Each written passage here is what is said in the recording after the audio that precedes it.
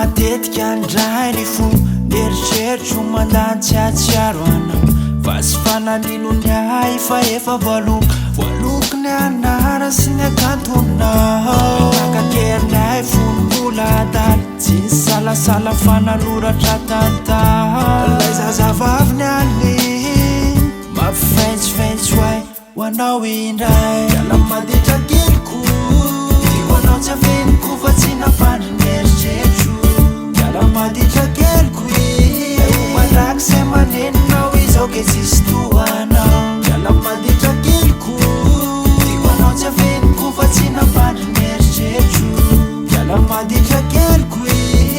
mandraky zay maneninao izao ke tsisy tohanao nandray voasoratra tsatra natonoky nanaranao sy niahy ny marina de izao rehefa sendra manginginy mbola titsoka aminao le masoko efa jamy tsy mety miafy eny hatramin'igny ka hatram'izao de mbola mitomany fa te ahitanao ala maditra keliko tiako anao tsy afeniko fa tsy napandry ny eritreritro ala maditra keliko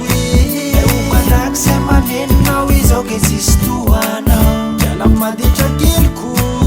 tiako anao tsy afeniko fa tsy napandry ny eritreritro ala maditra keliko mandraky zay maneninao izao ke tsisy tohanao eny tsapako amizao fa ny adiso sy ny famarinanao ry zazavavy ny any mampifentsifentsy hoay hoanao indray ala maditra keliko ala maditra keliko ala maditra keliko